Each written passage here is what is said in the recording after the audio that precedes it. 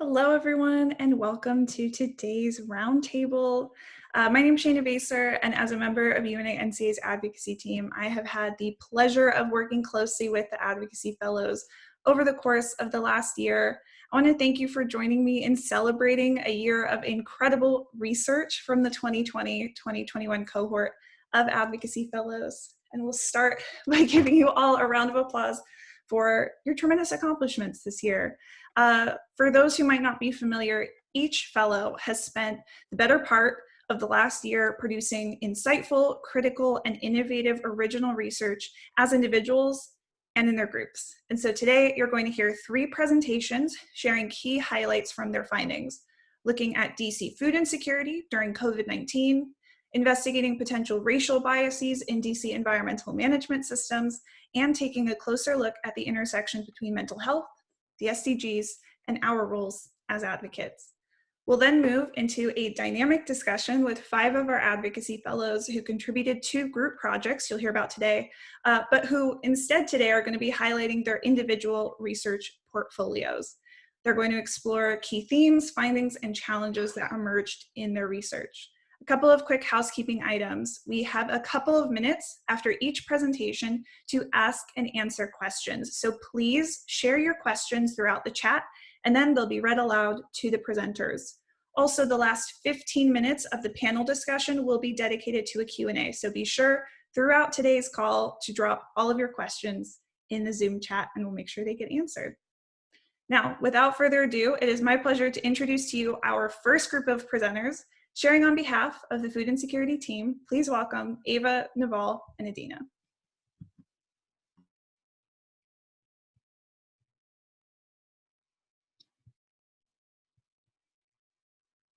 Good afternoon, everyone. My name is Ava. My name is Adina. And my name is Neval. And our group looked at the extent to which the COVID-19 pandemic has affected and perpetuated food insecurity in the DC area. Our research utilizes quantitative data related to food insecurity in DC, as well as qualitative data from original interviews with organizations working on food insecurity in the DC area.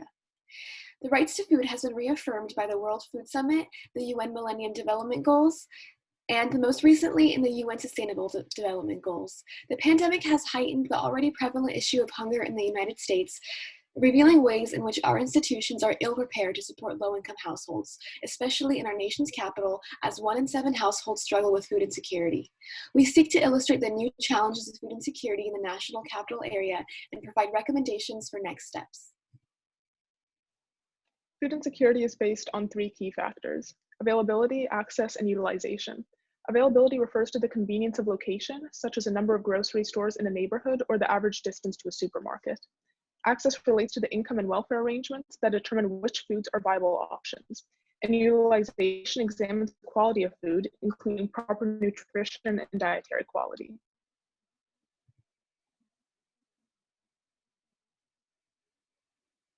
For the purposes of this report, we focus on 2 metrics of food insecurity: household income and the characteristics of the retail food environment. Household income is closely linked to food insecurity, impacting both access and utilization. Lower income is associated with inconsistent and irregular food intake levels, especially for welfare recipients who struggle with smooth spending. It's also linked to poor dietary quality, as financially insecure households may switch to cheaper or lower quality products to make ends meet. Second, major aspects of the retail food environment include the geographic distribution of food outlets and the quality of food sources. Low-income neighborhoods typically have fewer food outlets overall, affecting access and availability, and fewer sources of organic and fresh foods, impacting utilization. We chose to map median household income by ward to highlight the role of DC's income disparities in the state of food insecurity.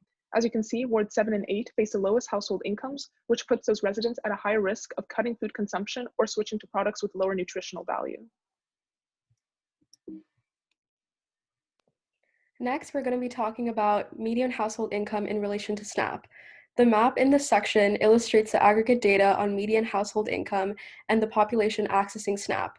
SNAP stands for the Supplemental Nutrition Assistance Program and is the United States' largest anti-hunger program.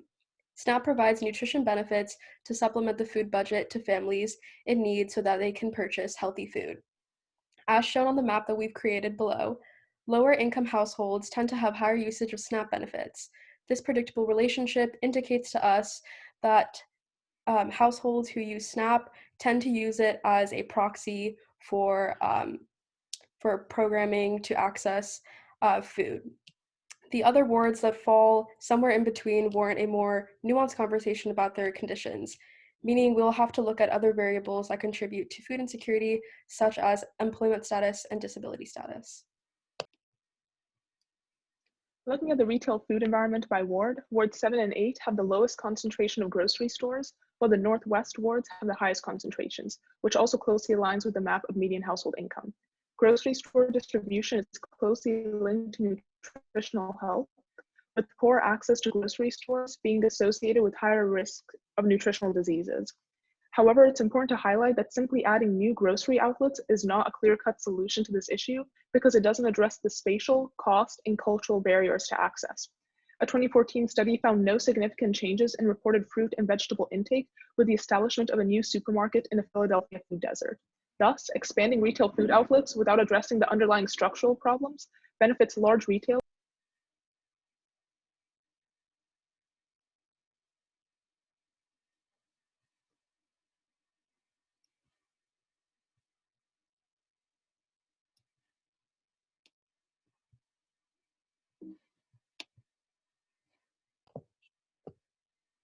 After collecting quantitative data on the current situation of food insecurity in Washington, D.C., our team consulted experts on the matter, and they're presented on the slide on the screen. We outlined several themes that we've culminated from these insightful interviews, first being data limitations in food security analysis. First and foremost, one of the greatest challenges of research on food insecurity is the lack of data and evidence regarding real-time metrics. Data limitations present major barriers in identifying and solving food insecurity in Washington, D.C. Without accurate, comparable data, the government and non-governmental organizations are given a distorted image as to how severe and widespread food security is in the city. Policies, then, are less effective if the population being addressed is not representative of the most current reality. For example, Director Ona Balkis discussed how the Office of Planning was working with 2018 USDA data on food insecurity in 2021. Especially in light of COVID-19, information about the newly emerging food insecure population is scarce. Experts like Joel Berg claim that food insecure population is actually much more larger than we know.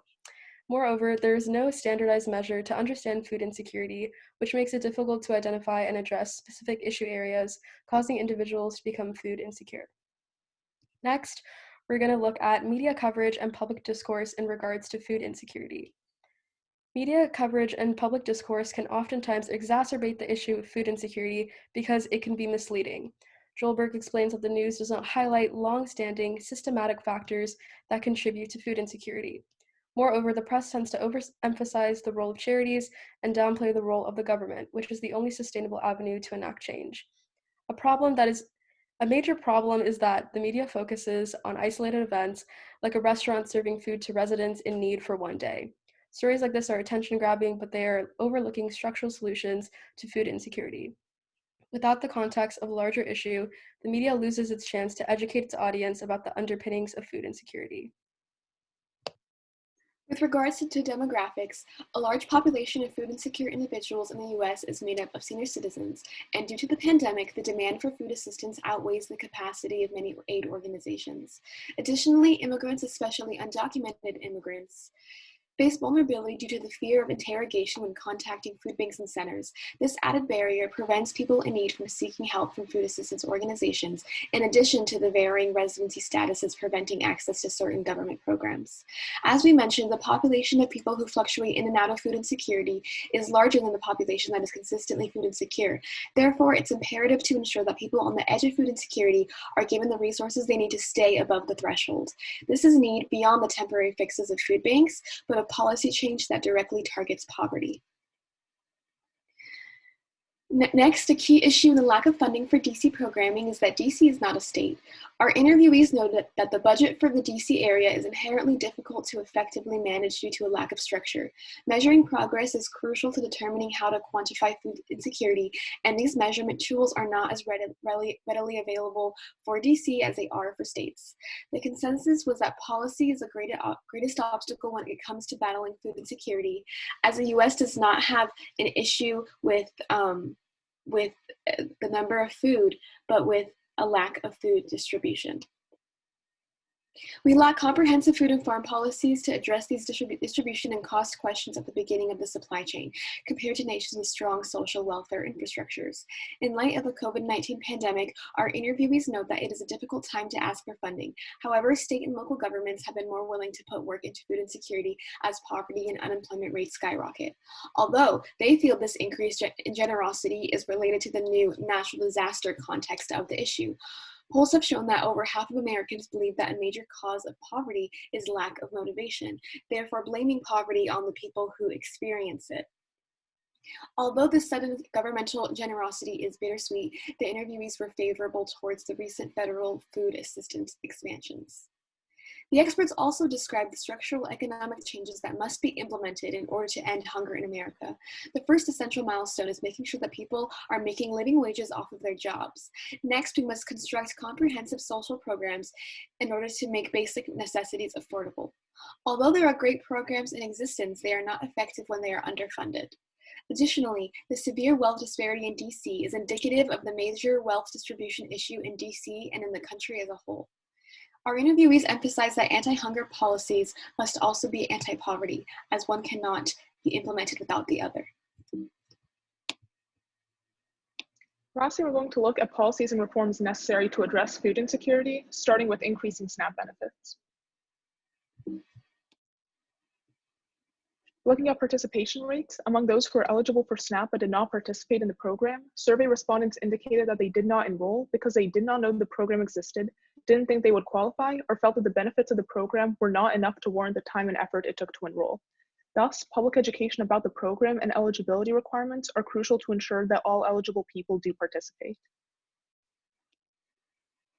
There's also cause to expand SNAP eligibility. Undocumented immigrants and low-income college students are among the most vulnerable groups currently without access to SNAP benefits. The eligibility process ought to be more holistic, as a narrow evaluation of income alone may end up excluding people who are just barely above the eligibility threshold for income, but are still experiencing or at risk of experiencing food insecurity. Next, we recommend the expansion of cooperation between the public, private, and nonprofit sectors. Partnerships between sectors have the potential to combine the know-how and experience of nonprofits with the economic efficiency of the private sector. Understanding of the financial constraints of both the public and nonprofit sectors, the private sector can support the fostering of innovation and scaling up of best practices in service to hunger and poverty alleviation. Finally, our last policy prescription is updating food insecurity data. Data is crucial to understanding food insecurity in Washington, D.C., especially in light of COVID-19. As I mentioned previously, newly food insecure individuals are scarcely accounted for in the population of food insecure individuals as a whole, because data collection is often difficult or not prioritized. As we previously noted, lack of accurate and timely data is a barrier to addressing the current reality of food insecurity. We purport that the government should invest in programming that allows for accurate, real-time comparable data on food insecurity to be collected so the issue can be tackled effectively and holistically. The government can take the initiative to fund organizations and analysts to collect data and publish them in a timely manner. To conclude, through our quantitative and qualitative research, we have come to understand that the economic structures in place that have allowed for millions of people to go hungry are the same structures that have created and maintained the high levels of poverty and wealth disparities today. Thank you for listening, and we also want to flag we have much more information in our actual report that can be found on Medium. Thank you. Congratulations. I mean, what an exceptional work that you've put together. And like Adina said, I have dropped the link to their research, which you can go engage with. I just want to congratulate you. Really, really impressive. Folks in the audience, please, if you have questions, drop them in the chat. We have a couple of minutes before we move on to our next presentation. I'll ask the first question using my privilege as moderator. what would you say was the greatest challenge over the course of the actual process of conducting these interviews and engaging with the quantitative data that was available?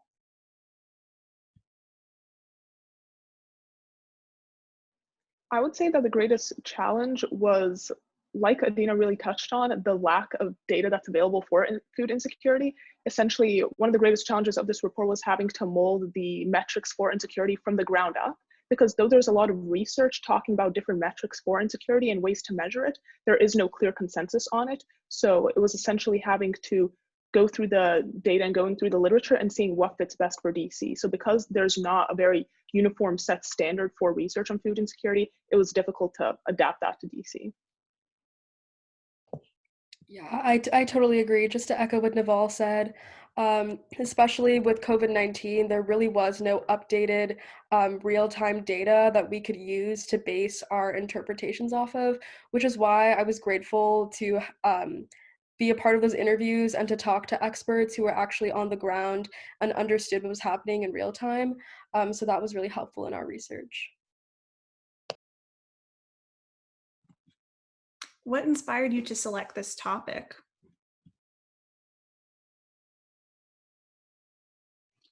I think that especially with the COVID-19 pandemic, we've been seeing a lot of consequences of that. And most importantly, we've been seeing how vulnerable our infrastructures are in the US.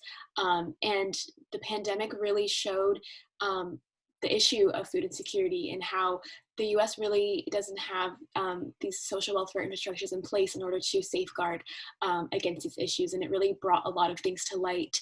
As I mentioned with the whole natural disaster context of the issue, a lot of people began to realize, oh, this is a big issue and it's not, you know, just, oh, people are lazy or, you know, all these reasons that they make up, but it really has brought it more to a mainstream light.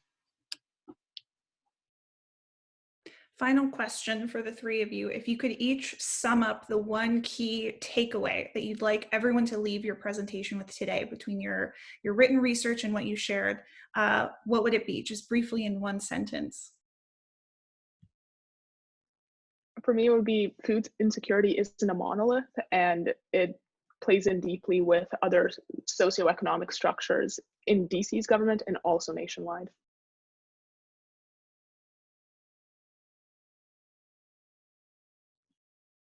Well said. Thank you so much again. Kudos to you on a job well done, as well as the rest of your group mates.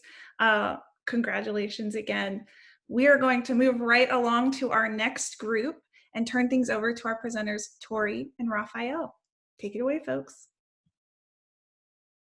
Great, thank you. Okay, so everyone's here? Okay, so hope everyone's doing well. Today we are going to be presenting on behalf of our group, looking at the socio-spatial dimensions of the Riversmart program in DC, discussing some of the environmental ramifications and what it might illustrate about some of the issues of inequality within DC. Next slide, please. Thank you. So for our project, we wanted to look at the ways the socio-spatial dimensions of the Riversmart program exist, which is, it's a green infrastructure project that is put out by the DC Department of Energy and the environment, essentially to reduce stormwater runoff. So looking at the location of these programs and the social characteristics of the areas in which they're located in, for example, demographic analyses, the income of these areas for where these projects are, can help us analyze exactly how inclusive this program is. So ultimately, the final deliverable that we're putting out for this project will be an issue brief that is published and ultimately presented as a story map. Next slide, please. So why is this project relevant? The question is really the connection to some of the SDG goals. We connected it in particular to the 11th goal, which is sustainable cities and communities, which aims to make cities and settlements more inclusive, safer, resilient, and ultimately more sustainable. Next slide, please. But our project exists within a broader lens of environmental justice, which I'm sure we're all familiar with the broad contours of this idea, but it really is a movement that came out of the late 1970s when people of color started protesting how they are often put in parts of communities that put them disproportionately at risk for pollution and environmental harm, which now is well documented empirically through research. So DC, unsurprisingly, is sort of a microcosm of this broader issue, which has had a long history of environmental injustice. And one way you can see this is through the Anacostia River that runs right through wards 7 and 8 of DC. The photo that we have on the right side is of the Navy Yard in Ward 8. The photo is from the National Archives, and its original caption is, "The water is muddy due to silt," which is interesting because the Navy Yard itself is, around World War II, was a large artillery factory. So its pollution has historically been a very polluted river, and communities constructed around that have to deal with some of the negative externalities of that pollution. Next slide, please. But the specific manifestation of it that concerns Riversmart often has to do with urban planning. So there are a variety of ways in which discrimination can happen alongside urban planning, redlining, zoning ordinances, etc. But there's often empirically been demonstrated to be a strong relationship between one's location within a particular community and issues such as race and wealth. And a manifestation of that seems especially pertinent to Riversmart and more broadly some of these environmental infrastructure issues is zoning. So zoning in this case is a situation in which there are limits that are placed on how property or where property can be constructed. For example, a community in the suburbs may require only single-family houses, which can have deleterious effects on particular communities that might be less predisposed to be purchasing homes that are just single-family homes, which then forces particular groups out of these wealthier and perhaps healthier neighborhoods. So we argue there may be manifestations of this with Riversmart, with wealthier zoned communities being more likely to have these initiatives that can protect them from the negative externalities that may come about through environmental management. Next slide, please. So DC has had a long history of flooding, and that is because of really the junction of its two tidal rivers, the Anacostia and the Potomac. So it is vulnerable to multiple types of flooding. The one that is most relevant in this particular case is interior flooding, which happens when there's intense rainfall events that overflow the sewer system and cannot be absorbed into the broader ground because there's not much concrete or impermeable surfaces. So this can be dangerous then for people and for the environment writ large by collecting pollutants and toxic substances. Next slide, please. So ultimately then, what is Riversmart? The Riversmart Homes project offers incentives to private homeowners in the DC area who are interested in reducing stormwater pollution from their properties through the installation of 5 different types of enhancements, which are rain barrels, rain gardens, shade trees, bayscaping, and permeable pavements. So it's actually targeted a few areas seen as particularly susceptible to flooding, such as the Bloomingdale Screwshed, which encompasses Detroit Park and Bloomingdale neighborhoods themselves. Next slide, please. So ultimately, Tori is going to talk in a couple minutes about the ways in which Riversmart, the ways that it's distributed throughout the cities and our spatial analysis. But we wanted to examine the intersection between flood risk and where the Riversmart projects actually are. So these particular wards, wards 6, 7, and 8, are the ones that are most at risk for flooding. And we want to see whether or not there is perhaps an intersection between the cities that are most at risk and whether or not those are the ones that actually have these projects. So with that, I'm going to turn it over to Tori to conclude our presentation. Yeah, so to illuminate possible explanations for where Riversmart Homes programs are concentrated beyond just that of flood risk, we utilized GIS and a statistical analysis. We started by using a data set of where Riversmart Homes were located, and then separated them out by census tract. And then we were able to use data from Open Data DC for our 3 independent variables, which were per capita income, race, and housing tenure. As a note, for the race variables, we chose to look at white and Black populations because using census data, we can see that in any given ward in DC, these are the 2 predominant populations. And our hypothesis was that there would be a relationship between Riversmart program distribution and one or all of these factors. So the image on this slide is showing a map we made of the density of Riversmart homes broken up by census tract. And after we determined how many programs were in each, we could then export it to Excel and run the analysis with the independent variables. The first test that we ran was with per capita income. Here, the p-value was greater than 0.05, and the r-value is very close to 0. And this means that with 95% confidence, there is no statistically significant relationship between these 2 variables. Our next test, we looked at the relationship between race and Riversmart distribution.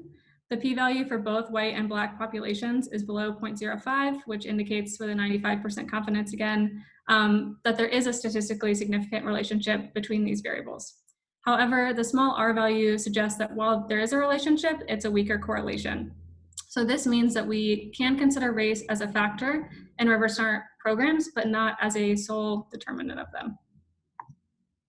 And our last test, we looked at the relationship between homeownership status and Riversmart. So here there is a very small p-value for both variables, which indicates that there is a statistically significant relationship between housing tenure and Riversmart program presence. And we can see that the relationship is strong because of the R value being closer to 1. Also, because the p-value is closer to 0 for ownership than it is to renting, this means that there's evidence to suggest a stronger relationship between ownership versus renting. All of that is to say that an area is more likely to have more Riversmart homes if there are more homeowners. So what does all of this mean? Our findings might initially lead us to believe that housing tenure is the greatest determinant of where these programs are. And this makes sense because Riversmart ultimately is a program for homeowners. However, we have to think about how residential development disparities feed into barriers to access to Riversmart projects. For example, multifamily residential apartments are concentrated in Ward 8 and are most prominent in low-income neighborhoods with low homeownership rates. And because only single-family homes, duplexes, and multifamily homes with 4 or less units are qualified for Riversmart homes, this leaves a lot of Ward 8's residential population unable to apply for the program. So from this, we conclude that the spatial distribution of these programs is influenced by contemporary zoning laws that play a role in the access or lack of access to this specific environmental management program. More broadly, that cities working towards the sustainable development goals, especially goal 11, have to find ways to reconcile with the implications of these zoning laws and urban planning, because cities cannot be sustainable if they are not also inclusive and just. And that concludes our presentation. So thank you so much, and we look forward to hearing your thoughts and questions. Congratulations, Tori, Raphael, and to your entire group on a really well-executed research project. Having seen it come from start to finish, it's so exciting to see where it is today. And I just want to give you kudos on some really fantastic statistical modeling.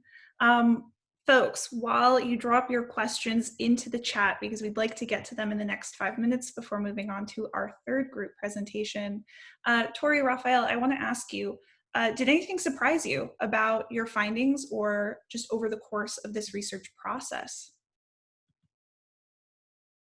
I can take this one. I think that, speaking for myself, one thing that surprised me is that it seems like it's difficult to extract even the most mundane things from a broader legacy of structural racism and inequality. That something as simple as stormwater runoff, you would think that's just something that perhaps would be distributed equally throughout society. It's just the rain in a lot of ways. But it's really, really difficult then to extract that from, broader patterns of racism and injustice that are present throughout society. And you can really see the pervasive nature of some of these forces, the ways that they really do reflect, they really do find their ways to worm into every facet of society. So I think that for me was surprising. Really interesting point and well said. Tori, same question to you.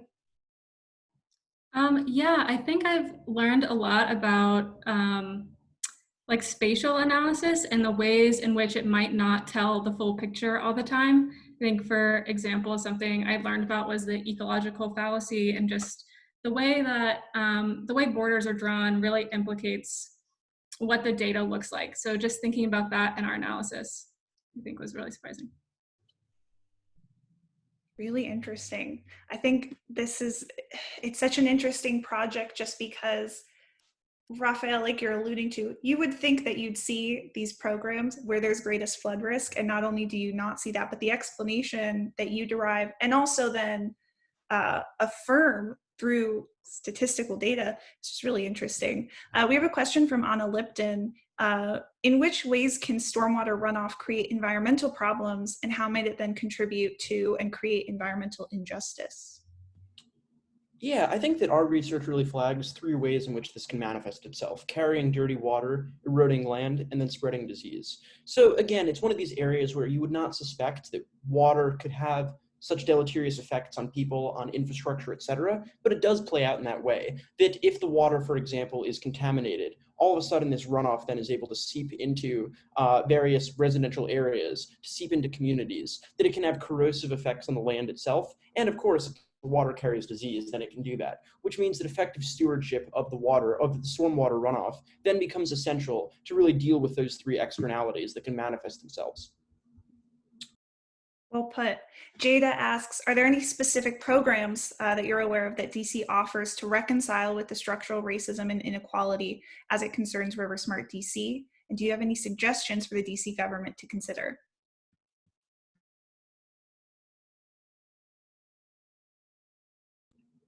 Tori, do you want to take that one or should I?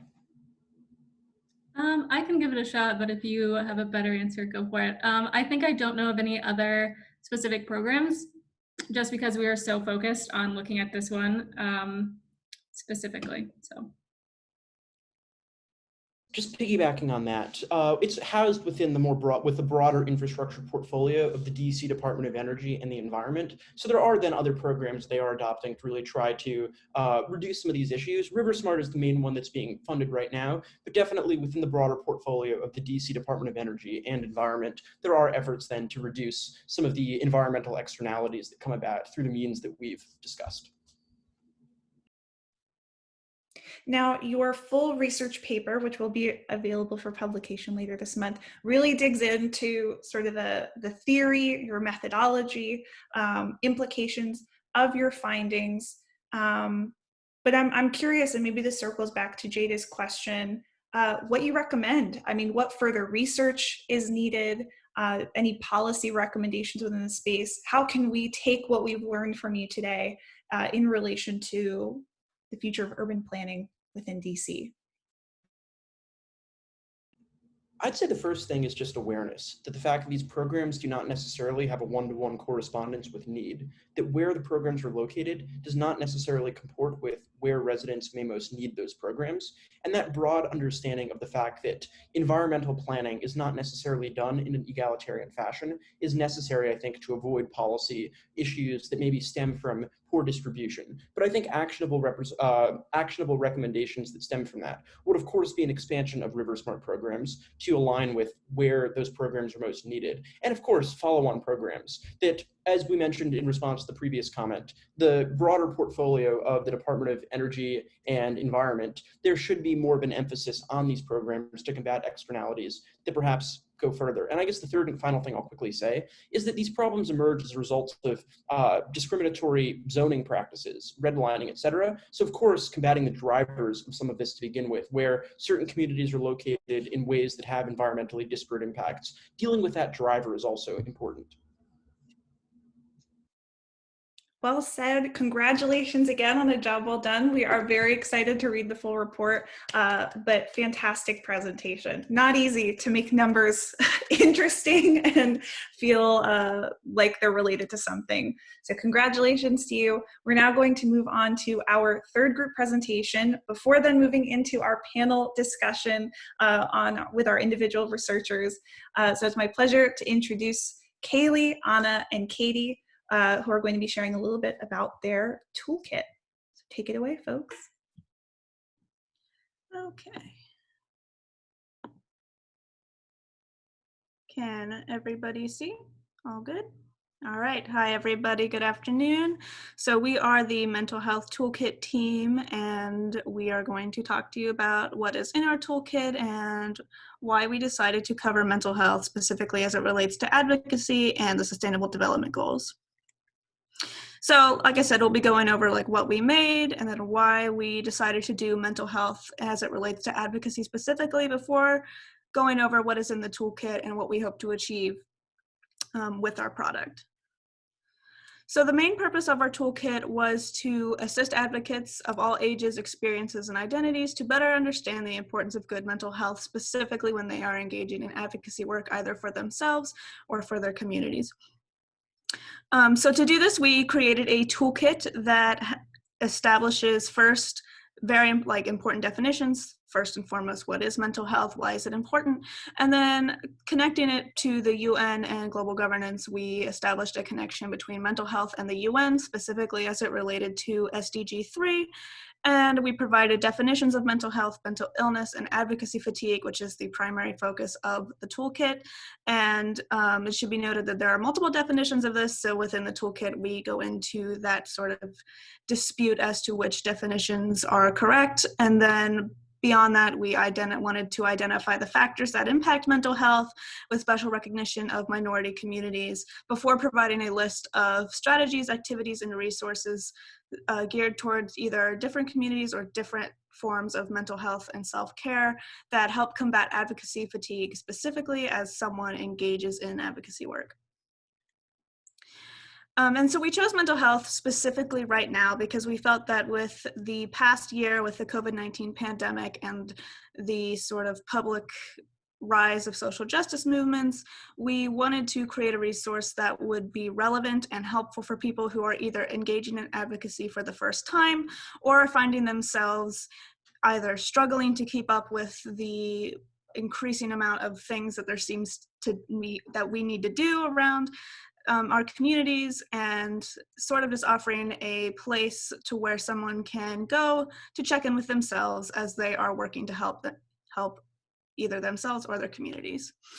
So for example, in regards to like this past year specifically, in 2020, 4 in 10 adults experienced symptoms of anxiety or depression or other symptoms that would normally result in a recommendation for psychological care in 2020, and this was an increase from 1 in 10 in 2019, which at the moment, because we are still in the pandemic, we cannot say this for sure, but many psychologists are adding this up to the quarantine and the exposure to wide-scale grief and trauma as a result of the pandemic and public displays of violence that we have seen in the news lately.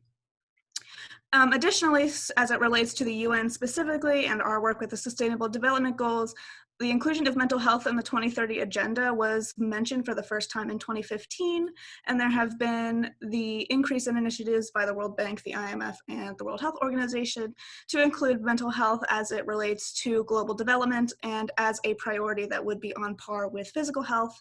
So in our toolkit, we tie this back to SDG 3 specifically, which aims to ensure healthy lives and promote well-being among all ages, because while there is not a specific SDG for mental health, within SDG 3 there are provisions to prevent premature death from non-physical related ailments, and it is important for our team, and we feel for advocacy work everywhere, to consider mental health and its impact on both physical health and how it relates to other sustainable development goals in the broader scale.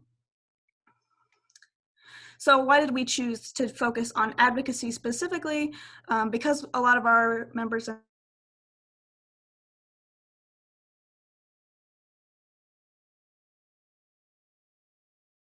experience exhaustion. And so we wanted to sort of raise awareness for the importance of taking care of yourself, and especially while you're engaging in difficult topics.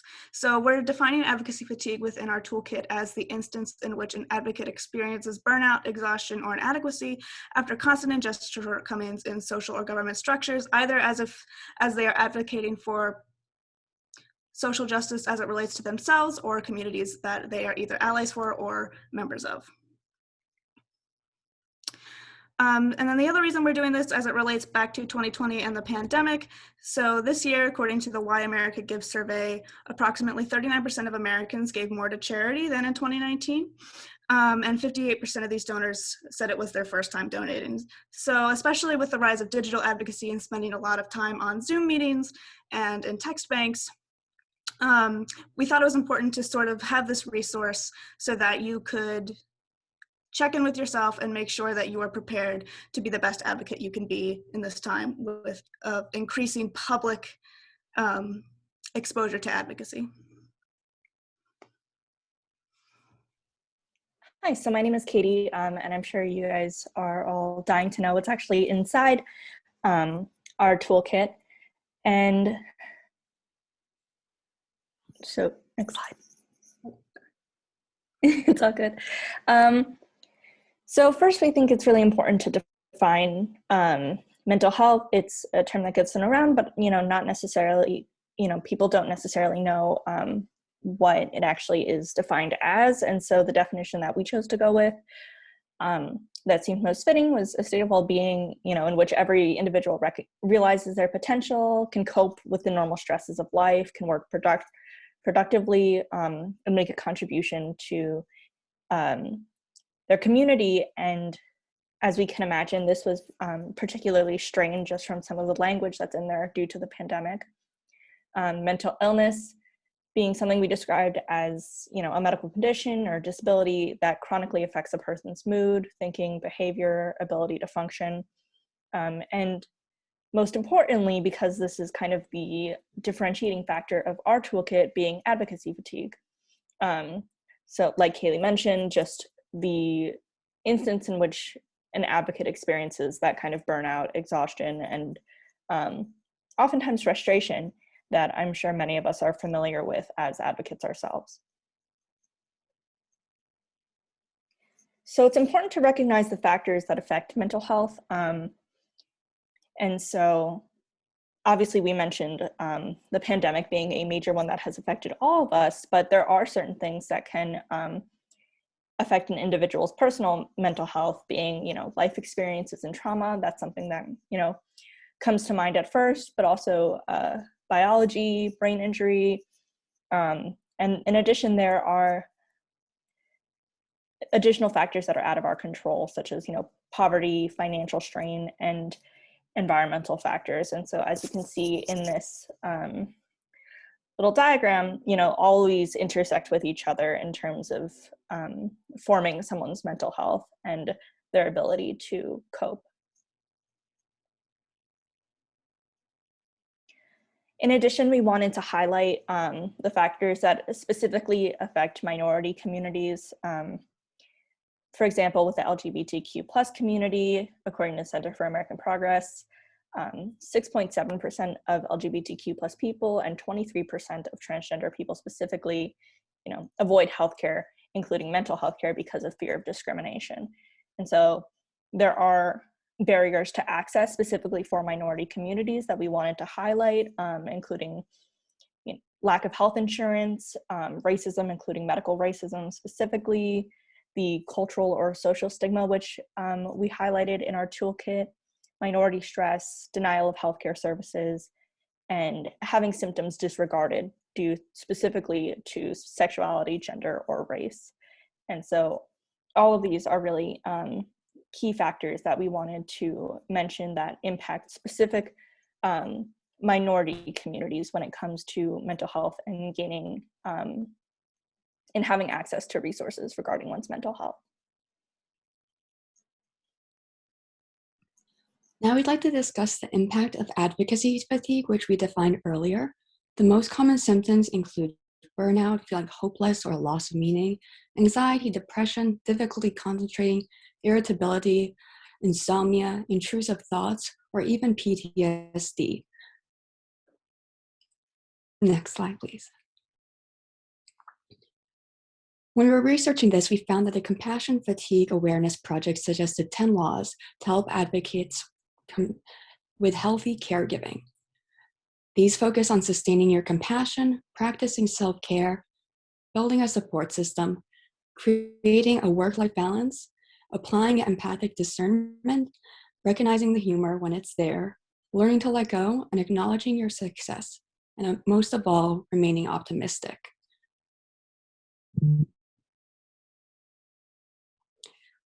We created a list of activities that you can do to promote good mental health. These are all free and easily accessible.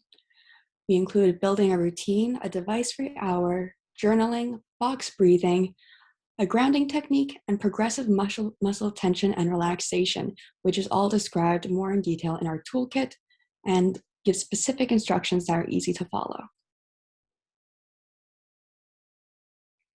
The resources we selected were based on the following values of flexibility, accessibility, specific communities that often face discrimination, and guidance towards medical professionals, which we are not. The deliverables we came up with were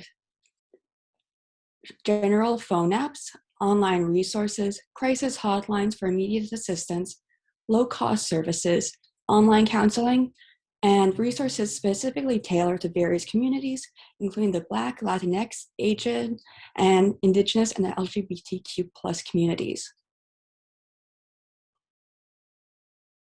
Overall, we hope to achieve to promote mental health strategies for advocates of all ages, experience levels, and identities, whether you've been advocating for years or if you're just getting into advocacy now. We also hope to combat the existing stigma of mental health and to provide mental health resources for the advocate during COVID-19 and further on. Also, providing a resource that can be used by future advocates when learning how to best engage in advocacy is something that we were very passionate about while doing this. And with that, that's the conclusion of our presentation. You can see more details in our actual toolkit, and we'll be taking any questions. Thank you so much. Kudos to you. Congratulations. I know I speak for everyone when I say we are so excited to see that final toolkit, and really a job well done. I really appreciated how you described your inspiration for this project, what prompted you to investigate further and present your findings in an innovative way, not just a research paper, but something with activities and that's actionable. So really, really commendable and very well executed. And I want to congratulate you. I have the first question for you. Was there anything that came up in your research that really surprised you or stood out to you? I can take that one. I don't want to sound overtly pessimistic, but not really. I was not expecting a distinct amount of mental health awareness, like specifically on the global governance stage. So I was, in a way, pleasantly surprised that the UN specifically had been engaging in these mental health priority initiatives. But I think for us, just researching, I think the only thing that was kind of surprising was that in regards to there being a little bit more on the global governance stage than I had expected, but also sort of, especially in regards to COVID-19, I was not expecting people to already be publishing and writing on how they think the pandemic is going to affect us in the future, but there is already a pretty substantial amount of work going on to kind of evaluate the psychological impact of the pandemic. So I thought that was really surprising, and it was really interesting to incorporate that into our toolkit.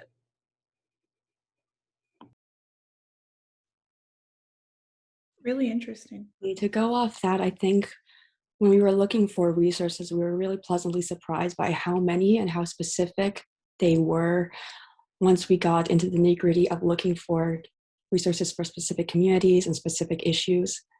And that was really encouraging to see. We have a great question from Rafi in the chat. What are some of the specific ways that COVID-19 has exacerbated some of these problems? So this is discussed a little bit more in our toolkit, but basically we look at how isolation and poverty that are exacerbated during COVID, because obviously you have people who are maybe in not great living situations that are exacerbating stress and trauma, and poverty exacerbated as people lose their jobs or are unable to work. And Katie actually did so much work on this, and I think she would have a lot to contribute to this question. Yeah, I think it's all of the above. I mean, everything you said was right on, there are the more physical factors of, people losing their jobs, already being in poverty, those types of situational things that were highlighted as a result of the pandemic, and those needs not being accurately addressed by our social structures and government currently in place. And in addition to that, I think on a simpler level, there, at least from my observations, and I'm sure all of us having gone through this, people with, extroverted personalities, the inability to be around friends and family, which is often a huge support system for individuals, that kind of being limited, and also reliant on things such as like social media, which depends on whether you have solid internet access, or if you wanted to see friends and family, getting tested, your ability to go to a testing site.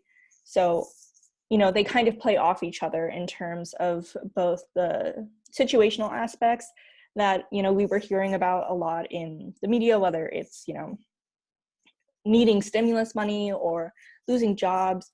And in addition to that, on the more personal level, because mental health is so deeply personal, that not having the resources and means of coping as one did prior was particularly difficult. Mm. And I think, having read your toolkit, I think it does a really great job at going into some of those details and also establishing that link between poverty and mental health, which I didn't realize was so strong of a connection between those two factors.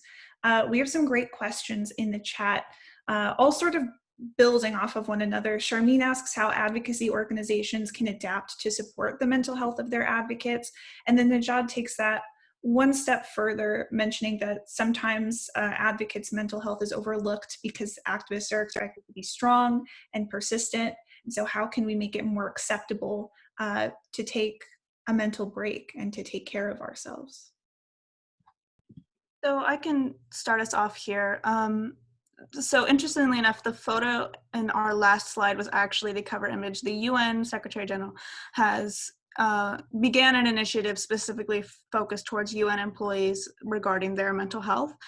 So I think structures like this within advocacy organizations that recognize mental health as something that is important and something that is necessary to be, protected and kept healthy, as we are engaging in topics that can be difficult to discuss, difficult to witness, or just generally stressful and exhausting. I think that is a great way to sort of, both combat the stigma and incorporate this idea that mental health is on par with physical health because they are interconnected and they relate to a lot of things surrounding your general life experience. I think that is a great way to start. Just having these sort of either maybe just trainings or just structures in place, either, support systems, access to resources, as we are engaging in advocacy work, just either in the organization or if you're working, within the global government structure, having those initiatives in place is a great way to both recognize that advocates do not always need to be, strong and capable of taking on the world without stopping and taking care of themselves, because you have to advocate for yourself as you're advocating, either for your greater issues or for others. So you have to be able to make sure that you are healthy and you are able to be the best advocate you can be. So I think just understanding that and embracing that concept and just relaying that into support structures within either an organization or a movement, I think are helpful ways to get started. I think establishing boundaries too is really important. For me personally, with everything going on in terms of police brutality, I had to establish a boundary in that I, and many others did as well, and I'm personally very affected by video. And so, watching videos in which someone is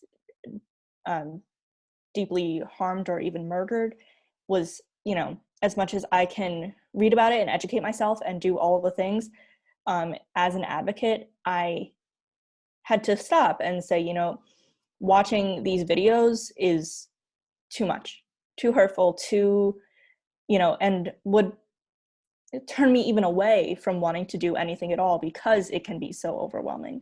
So on a personal level for advocates, I think understanding where boundaries are necessary in terms of your own ability to help and just for your own emotional stake, because so many of the issues that we work on are either related to our own personal backgrounds or family and in general. And so it's really necessary to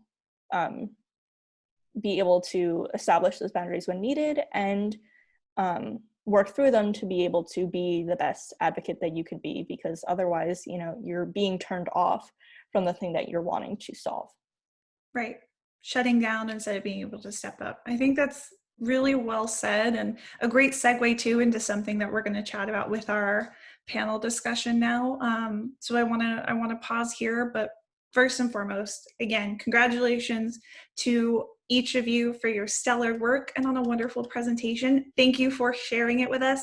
A big round of applause to all of our group presenters. Not the most fun thing to do, right? Spend time on Zoom and share slides, but you made it so dynamic, so engaging, and the quality of your research, I think, really speaks for itself. So well done to each of you. We're now going to transition into part 2 of today's agenda, which is our panel discussion. I'm actually going to drop a link right here in the chat if you want to read a little bit more about the individual work of our panelists, Cassidy, Julie, Ryan, Marissa, and Najad. In terms of ground rules and expectations, we'll do it essentially the same way as we've done these group presentations. Engage in the chat throughout, ask your questions so that we can spend the last 15 minutes or so of our conversation really getting to those. So without further ado, panelists, if you're ready, I think we can jump right into our conversation today. So Julie, I want to start with you because it's a really good transition from what Katie was talking about to my first question, because so much of your individual research this year has centered on Asian American identity and specifically the unique historical burden of racism and the impact of COVID-19. As we're getting from this conversation, this is a question that a lot of researchers and advocates ask, and it's why I want to start off our conversation with it today. How have your personal experiences informed your research and professional interests? And then to push that one step farther, how do you navigate investigating topics that are so deeply personal? Yeah, thank you for that question, Shayna. I think for me, writing these articles, it was just a way for me to verbalize what I experience every day as an Asian American woman in the United States, especially post-COVID-19. And I think I really tried to write in a way that informs people that might not know what's going on to the AAPI community, while at the same time being a voice for people in the AAPI community that finds it hard to verbalize the trauma that we're going through, because not everyone can just write an article and say, this is what we're seeing, this is what we're dealing with. And I mean, this is going back to the mental health toolkit as well. It was really hard because when you see images, when you read about articles, it's like re-traumatizing yourself from what you're going through. So I think, focusing on that, making boundaries, making sure that I'm taking care of myself before I do my work, because it's not a sprint, it's a marathon. Me writing this one article is not going to solve systematic racism in this country, but me constantly talking about it while taking care of myself could be a solution to the bigger problem. So I think keeping that in mind really helped. Ryan, one of your articles was quite literally called, "What Has the UN Done for Me?" I don't think it gets more explicitly personal. And you specifically looked at the slow progression of LGBTQ rights at the UN. So what was that process like for you as you approached a critique of UN policy and initiatives, but from a very personal lens? Yeah, so not only was it personal for me, but it's also kind of personal for my family because I also have two mothers. So whenever I wrote it, and kind of Julie talking about just like kind of informing people, I wanted to write this and see like what truly has the UN done for not just me, but for the LGBT community. And I kind of wanted it to be, at first, I think whenever I started off, it's a bit different than how it kind of ended. But I wanted it to be a positive, like, yes, the UN is here for us. They're doing great things. And then going through it, I was like, ugh. They have done some good things, but they're not there yet. And I kind of ended it as a way, like, kind of seeing that the UN is kind of on this precipice of this, what could be a landmark moment for LGBT rights at the UN. There has been a lot of great things that have happened within the past decade, but there's still just not enough that obviously could be done. But yeah, it was pretty kind of traumatic seeing this organization that you've kind of looked up to for quite some time. And while they have done a lot of great things on advocating for human rights in general, it's clearly obviously not enough that they haven't, that there's no specific mentions of LGBT rights. And even the UN not even breathing about queer persons at all until 1994, I think, was the first time that it was even brought up, and that wasn't even that was at another UN body. I think at the UN specifically, it wasn't until a couple years after that. And even since then, it was relatively silent, and you didn't really get a pickback of the conversation started up again until the 2010s. So yeah, it was really interesting and kind of unfortunate looking at all the stuff that's been going on, or I guess the stuff that hasn't been going on. But yeah, I wanted to write it based on not just my own personal self, my family as well. Mm-hmm. And I'll take this opportunity to plug that we are having an in-depth coffee chat about this topic on June 1st. So if you're here and you like what Ryan's saying, you should go to our website and check that out. But Ryan, I mean, you speak about the UN being at this sort of critical moment. Where are we at now? I mean, there's a slow progression, but where is the progress? What's that critical juncture that you're describing in terms of policy? Yeah, so going back to this June 1st coffee chat that we're having, one of the great things, this was just in 2016, the UN created this new position, the UN Independent Expert on Sexual Orientation and Gender Identity. Currently that guy is Victor Borlos. He'll be at the June 1st coffee chat. But this person is really going to be an observer, I guess, to all UN member states, making sure that they are kind of staying in line with any international law that's been being created on LGBT rights, making sure that LGBT citizens in member states are not being, as best as that person can, not being harassed or violated. There is really needs to be a bigger movement. There's been this, it's called the Yogyakarta Principles, which essentially, if you're familiar with any other UN conventions, especially on Convention on Persons with Disabilities, Indigenous persons, all those rights of children, this would kind of be a universal declaration on the rights of LGBTI persons. This is not formalized, it hasn't been sent through the UN, it's just kind of been discussed and written by some LGBT advocates and other professionals and experts in the area. But this is one really big piece of a document that could really change and set the norms for LGBT rights. And that's really kind of where we are, is we need to start setting norms on this. I think we're getting there, especially if you look at like institutions like the Secretariat, they're setting some of these norms, but other UN institutions, Security Council, General Assembly, all those others, they're still way behind. They're still stuck in the 40s on this issue. So that's kind of where we are, is we're still in that norm setting phase at the UN on LGBT rights. And there needs to be more norms and more representation, definitely. Absolutely. Hard agree on that front. But in terms of even just the way that this group has gone about conducting research, I feel like in graduate school and undergrad, and maybe this is a common experience, there feels like there's this tension between the personal influencing what's supposed to be the objective research. And so I find it really fascinating to investigate the ways in which you each applied a personal lens or a personal orientation towards the work that you're doing. Cassidy, with your work, I see so many overlaps between your interest in environmental health and climate resilience and the impact of climate change on your hometown in California as another fellow native Californian. Were you surprised to see so much of your personal experience with the very recent and very severe wildfires influencing your work over the course of the last year? And do you think that there's room for the personal and sort of this art of storytelling, specifically in scientific research? Yes, the short answer is yes, but I'll elaborate. So for those who do not know me, I'm from Santa Rosa, California, which is one of the most impacted areas in California in terms of wildfires. And I would say it's not a coincidence at all that one of my passions is talking about wildfires, because in 2017, the toughest fire burned through Santa Rosa and at the time was the most destructive wildfire in California, burning 5,000 structures. And like in an instant, it felt like I had a calling to have to not only process what I felt was uncontrollable, but to start giving myself the agency to start talking about it and acting and writing about it.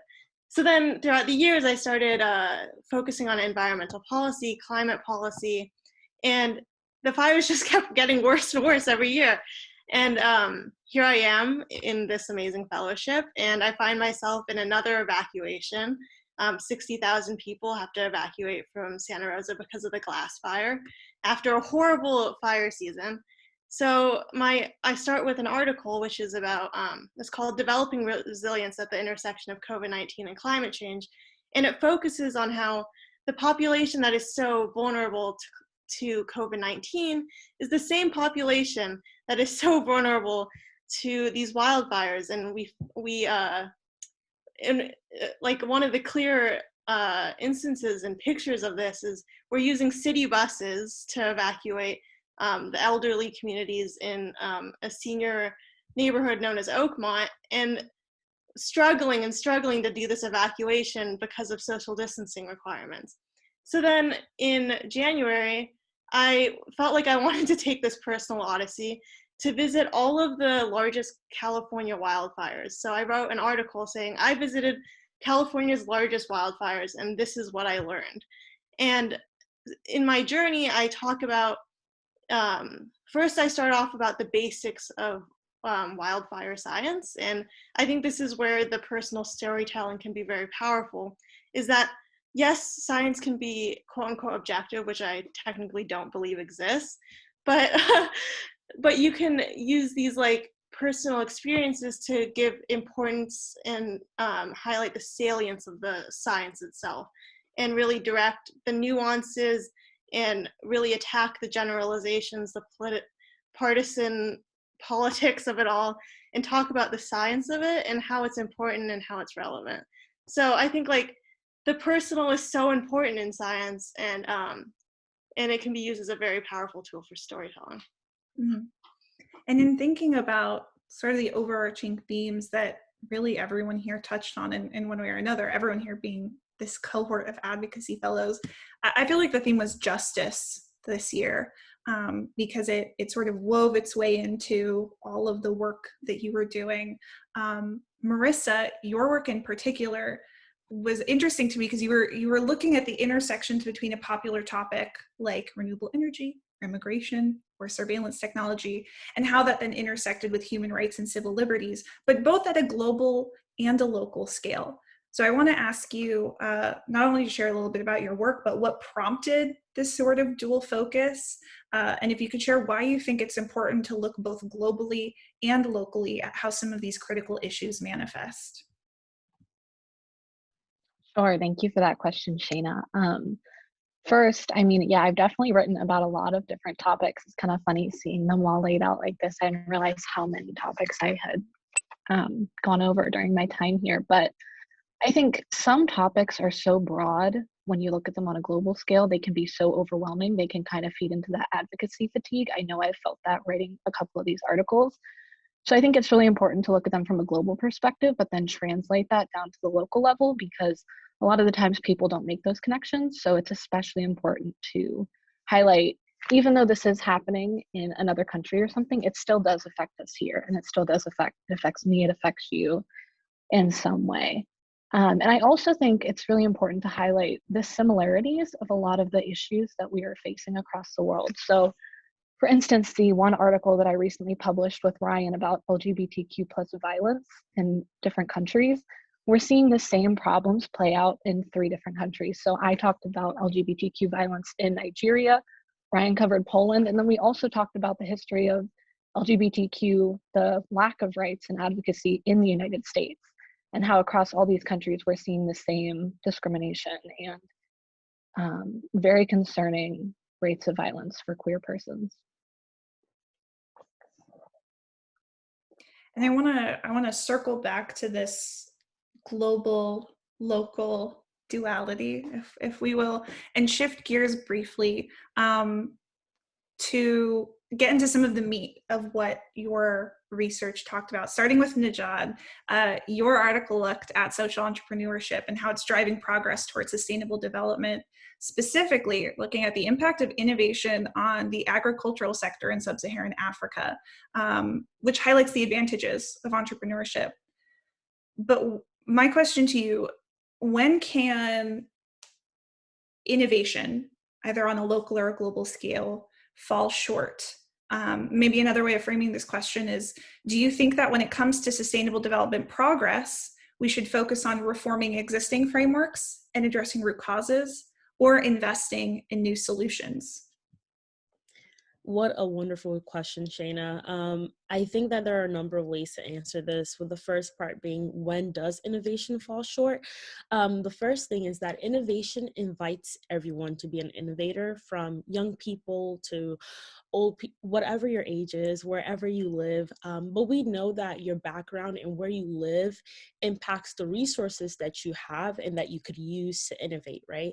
So right there, we know that there's a disadvantage for others to innovate, as opposed to others who do have accessibility to certain resources. And I say this because with innovation, you're working in a system where your government may be able to provide you with licensing, trademarks, and infrastructure that's going to help your innovation in order for you to truly create a positive impact for that community. And so innovation falls short, in short, when innovation isn't addressed along with policy. So let's take, for instance, I was talking about farmers in my article. If you want to help farmers, you innovate and you create some kind of technology where you have pricing showing them, the farmers, the price of their produce in the market. But yet, if there's a government that you're working with that has not created the infrastructure, paved roads from villages to the urban centers where they're gonna, where these farmers are gonna sell their produce, then your innovation falls short in that sense, because the infrastructure is not there. And there are also just radical places that require radical changes, communities that require radical changes, not only geographic places, but also sector-wide situations. Let's take, for instance, the water sector. And I want to relate this back to the local level, because we're talking globally and locally. So on the local level, there are projects that are trying to address access to water in like Flint, Michigan, Baltimore, Maryland, which is right here next to us. We do these projects in the global south as well, but we know that these innovations would not have to exist if municipalities would just take more action, be more efficient, more organized. And quite frankly, if the government was taking more action, then they would be able to reach more people quicker, at a quicker rate. And then just like kind of my last point is to kind of rebuttal a little bit of the things that I said. Though innovation falls short, it is still important, because the reality is that we cannot all radically change a system through reforming certain places. Take, for instance, countries that require deep political structures to be changed. In that case, your innovation still matters.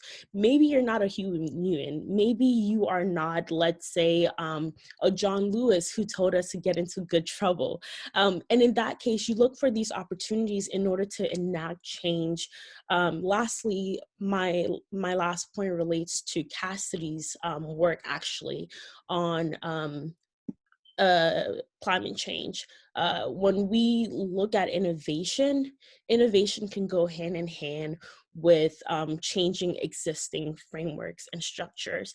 With climate change, as it relates to farmers, we know that climate change is going to impact farmers. We're going to need innovation because these are new problems, new challenges, but at the same time, we're going to have to reform existing policies in order for true transformation to come about.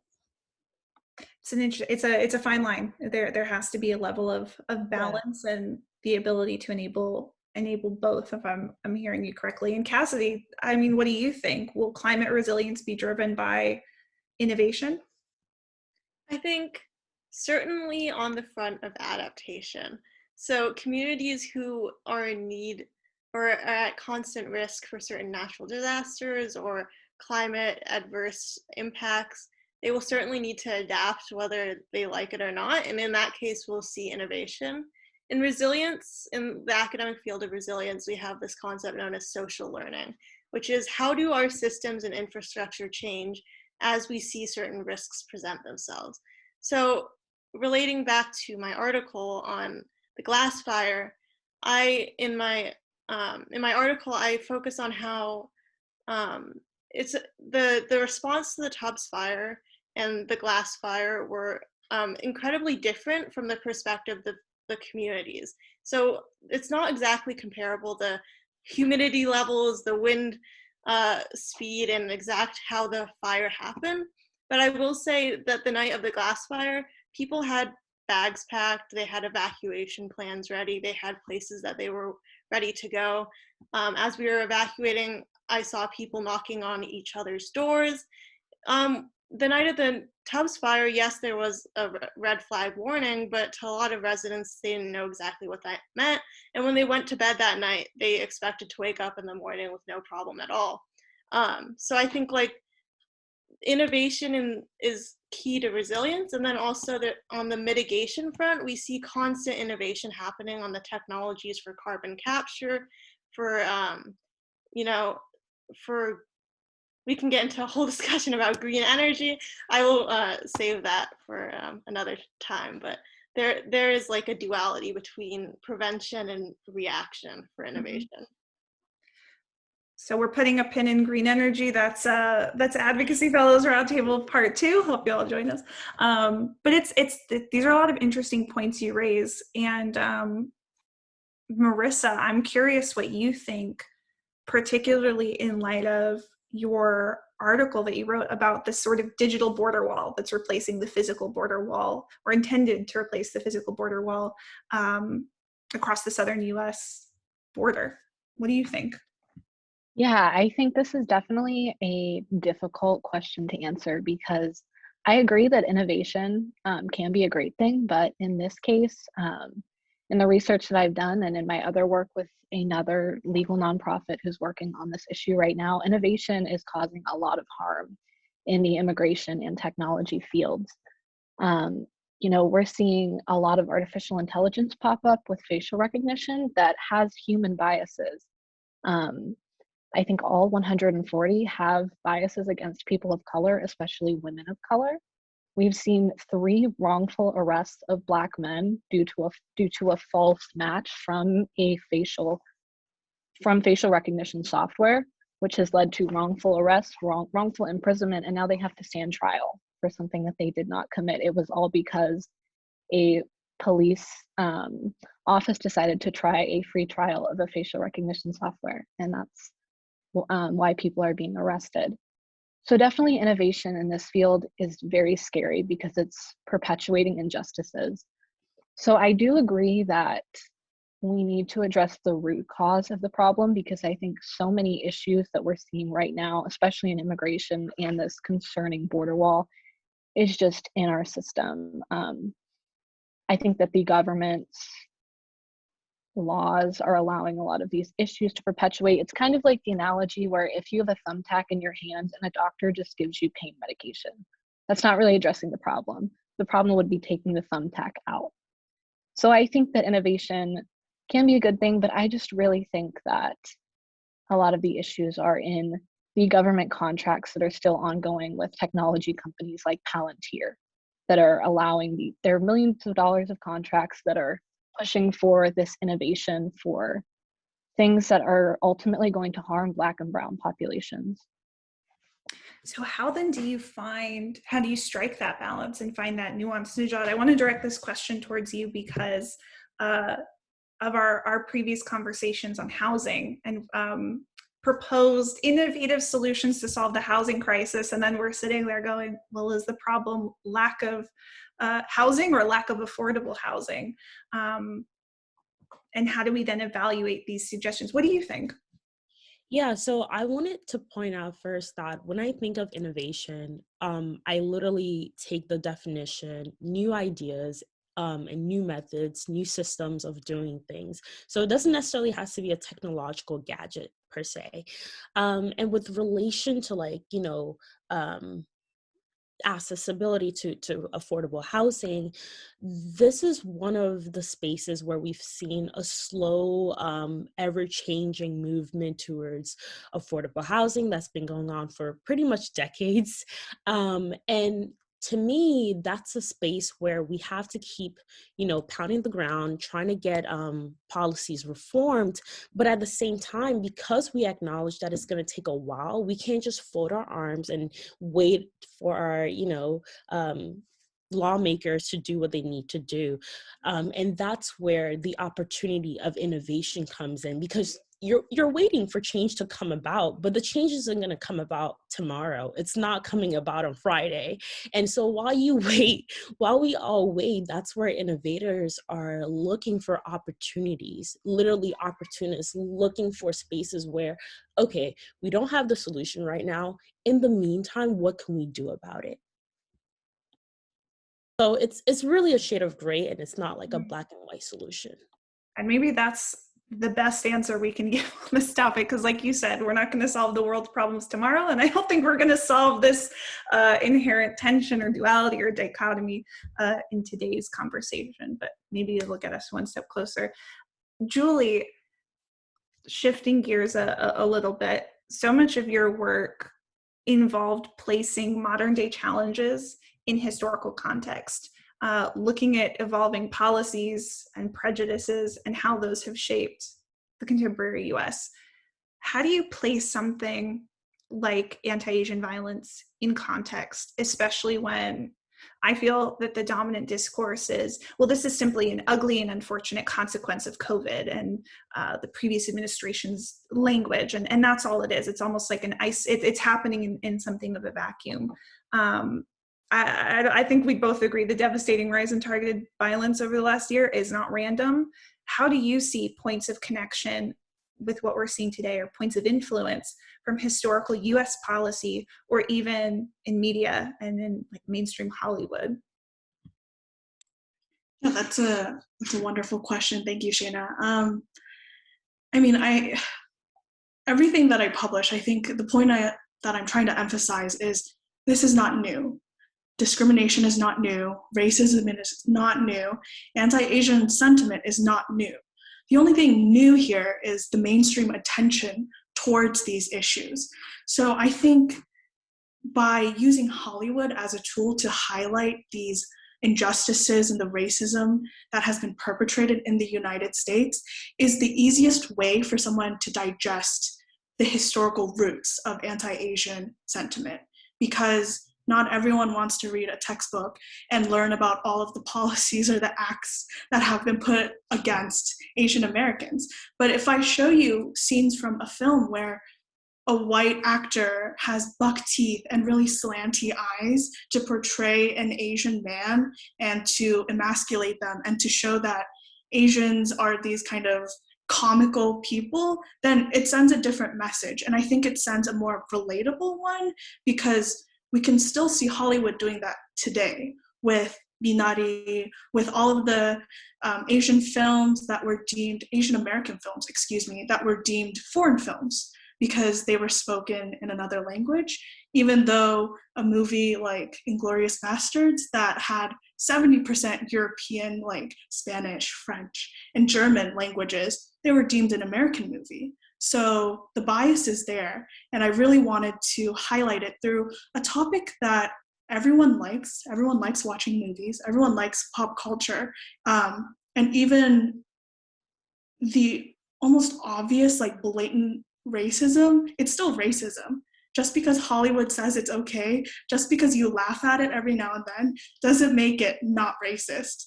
And I think highlighting that helps people understand. Right. And what I found really interesting about your work is how you marry sort of documenting discriminative labor practices and, again, like US policy in relation to pop culture.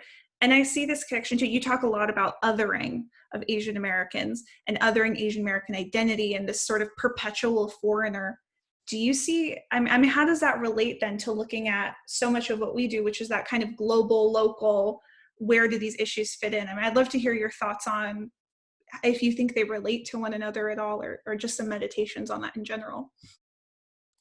I think it definitely plays off of each other, because I talk about the fluidity of the Asian American identity. So US policy when needed, for example, when COVID-19 first broke out in the US, Asian Americans were seen as this kind of the perpetual foreigner again. Like, oh, with the rhetoric, the China virus or the Kung flu, it othered all of the Asian Americans, not just Chinese Americans.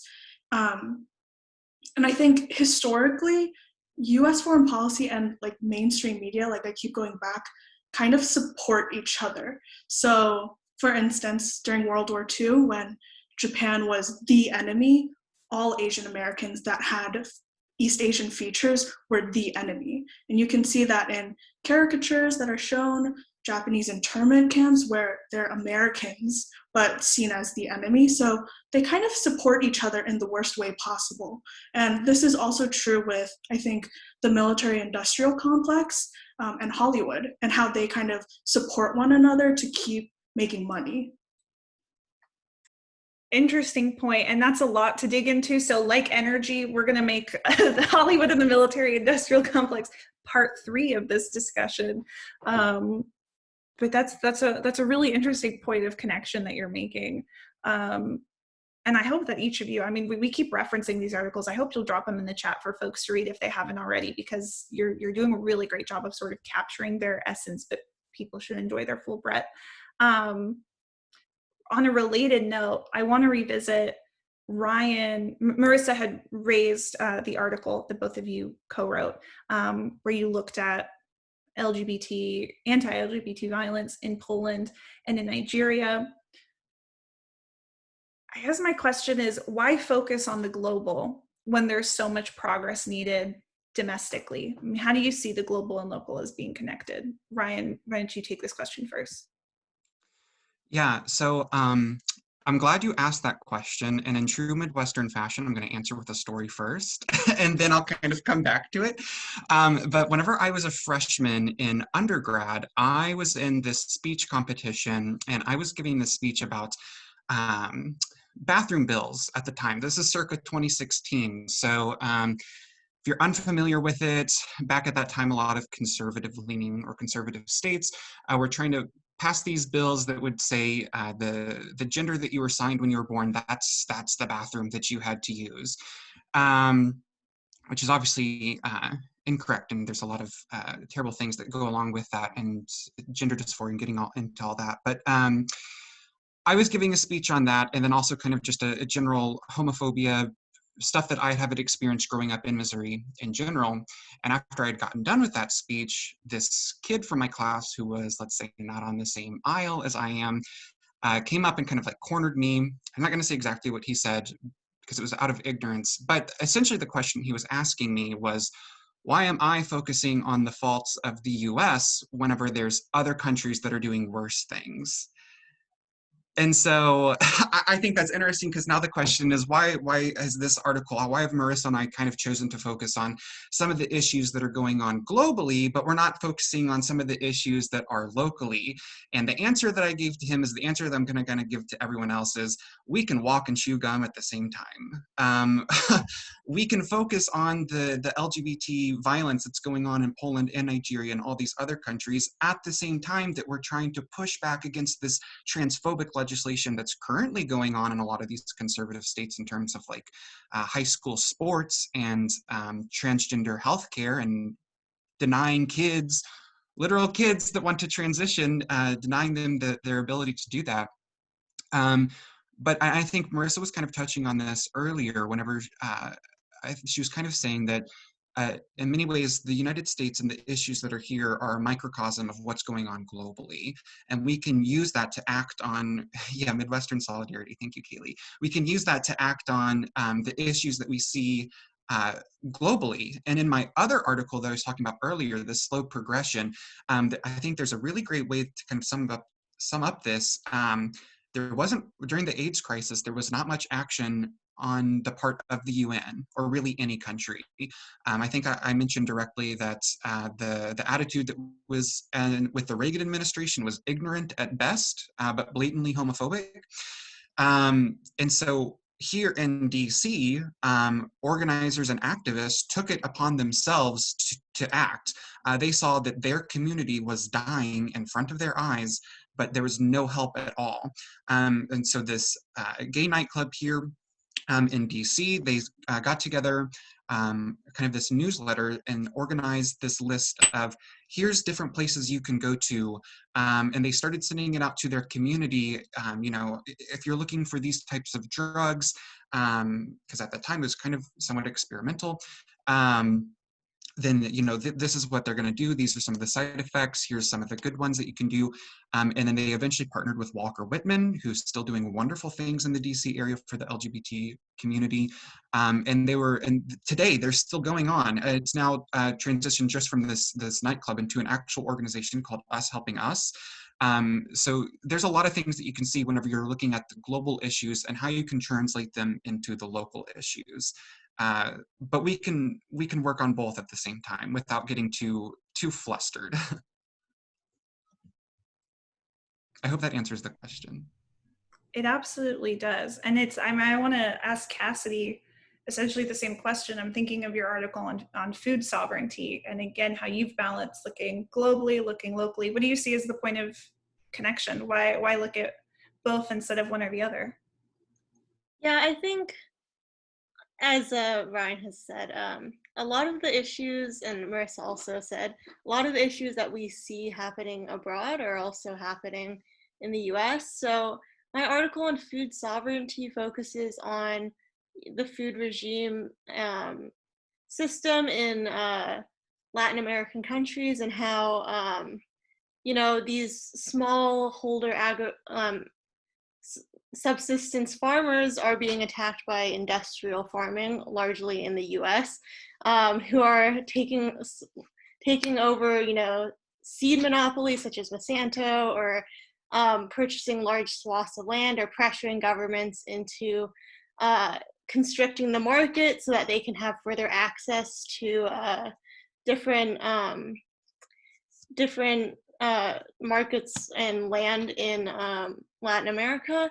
And I think, like, one of the most salient arguments in my article is that these small subsistence farmers who focus on diversity and indigenous practices are going to be our answers in large part to climate change and to ecological resilience in the face of drought, because these industrial agricultural companies have not built seed varieties that are resistant to different conditions.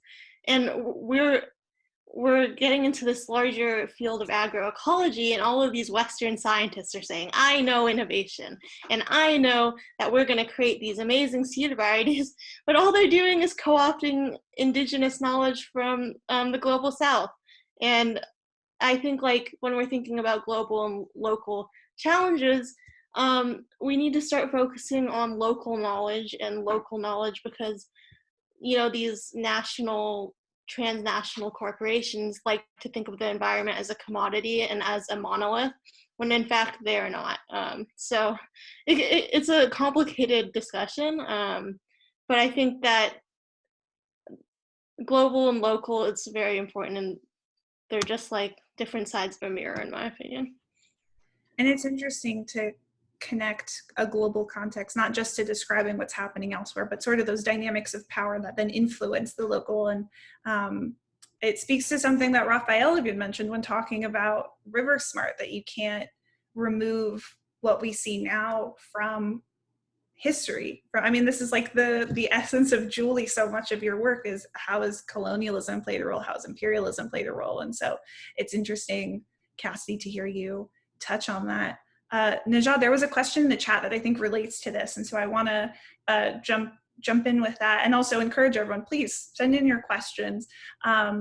This is from Anna Lipton. What motivated or inspired you to center your work on social entrepreneurship as it relates to farming? and farmers? Yeah, I think with farmers, relating back to an earlier statement that I made about how, you know, there are legislations and bills that we're trying to get passed, you know, when it comes to paying people fair wages. Like even for farmers in the United States, they're struggling as well. This is not just like a global South thing, right? Though farmers in the global South, arguably, they're probably experiencing a bit of a worse case.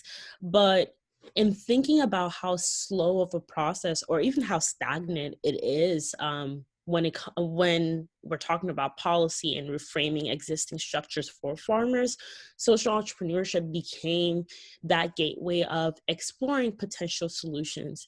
And again, I'd like to reiterate that, you know, innovation, social entrepreneurship, they're not the end all be all. They're solutions that we think about when we say, okay, like what can we do in the meantime? We can't start a revolution and overthrow the government, or at least I'm not bold enough to do it. So I look at the solutions that, you know, I'm creative enough to think about. And that's what inspired me to talk about social entrepreneurship as it relates to farmers. It's a really interesting point, and it raises a question for me that I want to ask before we sort of pivot into questions that are more so about your experience as advocacy fellows, just because I want to give attention to the fact that we have a number of people here who are our incoming cohort of advocacy fellows, and so we want to shed some light on what the program has been itself. But there's this idea of connecting the work that you're doing, research, to driving change. It's called an advocacy fellowship. So this question is open to anyone who wants to take it. Feel free to chime in. But how do you see a connection between your written work and your research and actually serving as a change maker?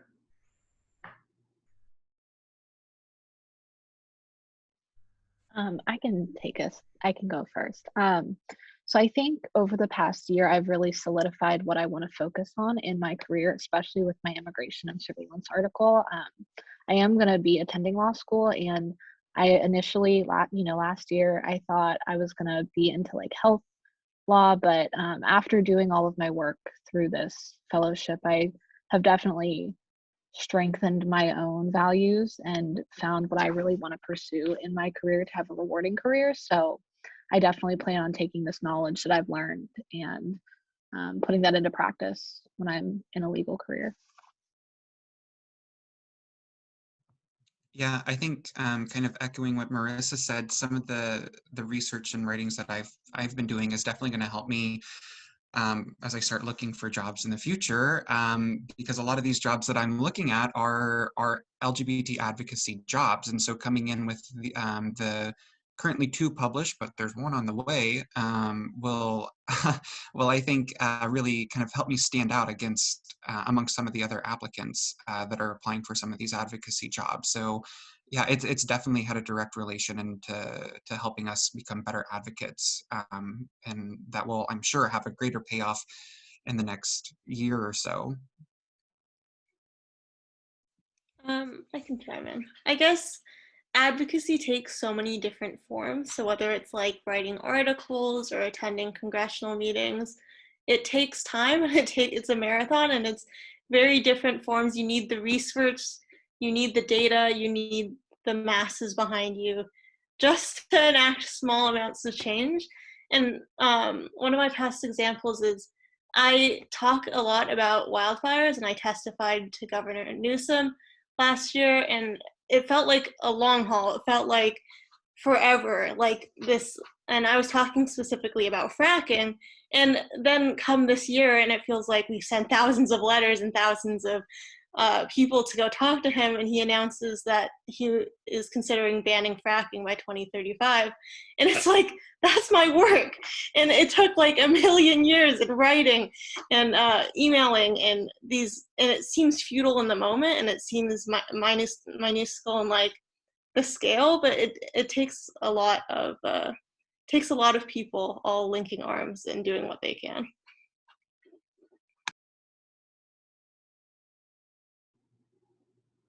We have a great question from Renee Doplick in the chat. Renee, thank you for being with us. what was something you gained from this experience as an advocacy fellow that you were not expecting when you began?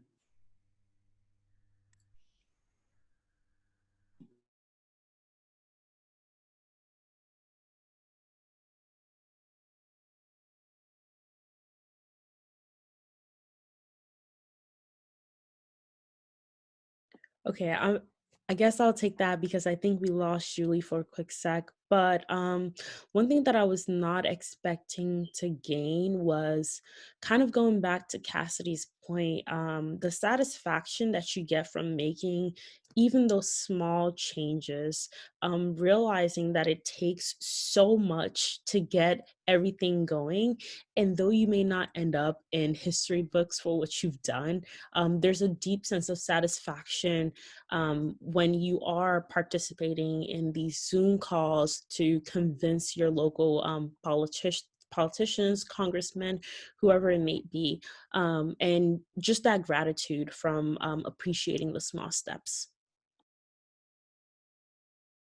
I think one thing that was surprising, or I guess unexpected, was that you have about 20 people around college, undergrad, grad students around the country that you've never met. And you have to work together and collaborate and really get to know each other over the last year. So I think the skills and the friendships and the perseverance from every member of this team who has to continue to engage in Zoom and in screen time to continue your engagement with the real world. It's very difficult, but satisfying, I guess.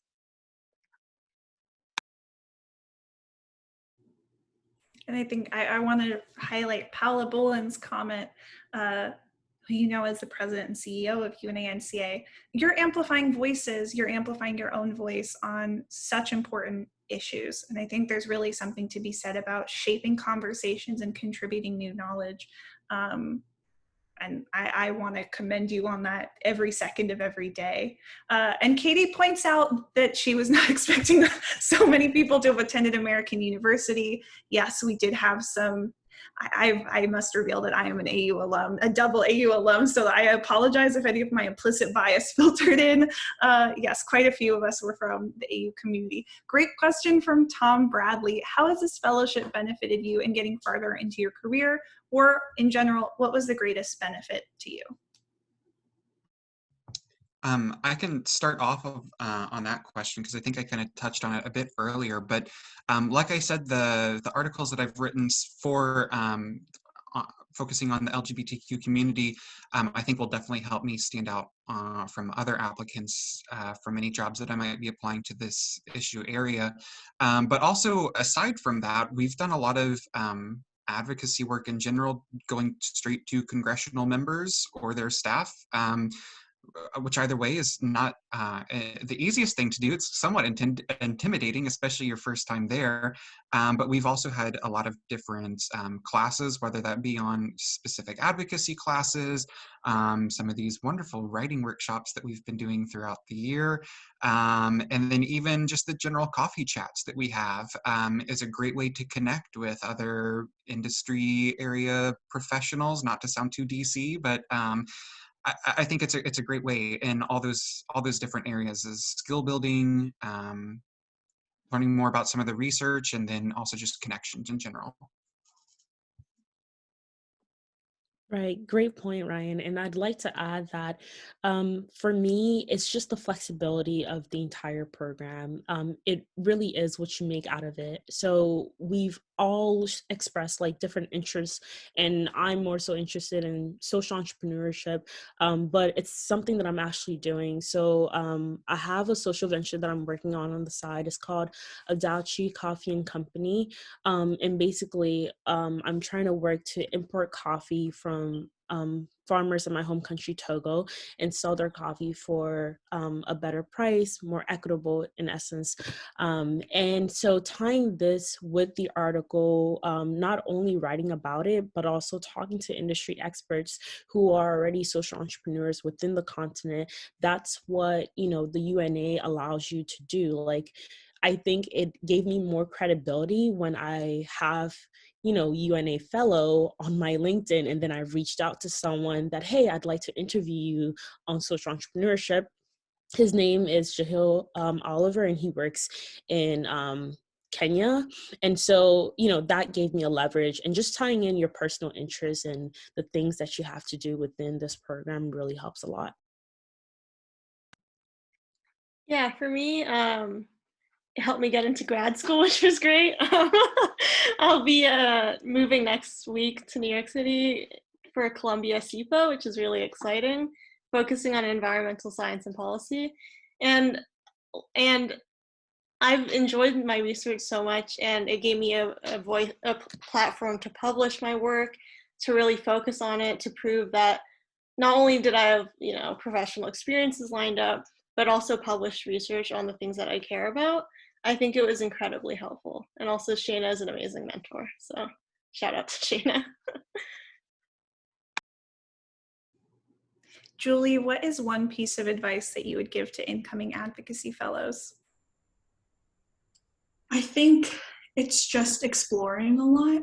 I had never imagined myself working on AAPI rights and issues because I've always focused on foreign policy. So this was a great way to kind of just suddenly look at all of these issues, and it has been such a great opportunity to connect with other APIs in the US, where I've read comments on my article where people were saying, this is what I've been trying to say all this time, but I couldn't find the words. And that is so rewarding. So, just don't be scared. Try anything you want, because this is the place to do it, because the people like Shayna, Charmine, and Jada are so supportive and amazing, and they will get you to where you need to be. Open to the rest of the group, what advice would you give incoming advocacy fellows? Maybe let's go to Marissa next. I feel like Julie kind of hit the nail on the head with definitely exploring, but also definitely taking the time to like really get nitty gritty with all of your drafts. I've improved my writing skills so greatly because of all of the feedback I've gotten from Shayna and Charmine, and just like really found the ways to phrase things better and write in an advocacy sense. The transition is definitely a little tricky in the beginning, but learning how to write in an advocacy framework is so helpful. To that point, what has been maybe the most challenging? Julie, you talked about what's rewarding. I'd love to hear what's been sort of the most challenging aspect and what's been the most rewarding. Ryan, what do you think? Well, I can answer the rewarding part. The rewarding part has definitely been able to have I think Najad said, the flexibility, having the flexibility and the freedom to kind of really write about whatever you want. It's definitely been my favorite part about this whole entire experience. The challenging part of that is also probably adapting to some of the writing, or not, I guess, adapting, but just kind of getting your sea legs, I guess, with some of the writing. Hopefully it's improved. But yeah, I would say that would be the rewarding and the challenging aspects. What Ryan's trying to allude to is that I'm a very harsh editor. Cassidy, what do you think? What has been the most challenging and rewarding aspect of this experience? I can start challenging. I think I'll go back to it, but I think I helped coordinate a lot of the food insecurity group, the first presentation, and everyone had such different schedules. And then, so we had to deal with different time zones, from Pacific to, Tori's in Costa Rica, and then we have East Coast. And then we also were scheduling the interviews with the professionals. So it was really difficult. But I think that's what made it so rewarding, was also that we managed to pull it together in a digital era where I've never met any of these people, but we worked so many hours on a project together. Yeah, and I'm really proud of the research that my team did, and I'm awesome. And we got our article published yesterday, so please go read it. So yeah, it was definitely scheduling and spending a lot of time on Zoom. I'd love to hear from, we have a bunch of advocacy fellows on with us. And so I would love to open up this conversation to everyone. But first, going through our 5 panelists, tell us what you're working on now or what's next for you. We can start with Cassidy because you already shared a little bit about what's in store with your next chapter. Yeah, see me at Columbia Seafood this summer. And if you have any food recommendations for someone who's barely been to New York City or any advice, it's welcome in the chat. Pack a winter coat. Julie and then Marissa, what are you working on now and what's next for you? I, over the summer, will continue as a senior advocacy fellow, and then next year I will be going to Korea on a Fulbright.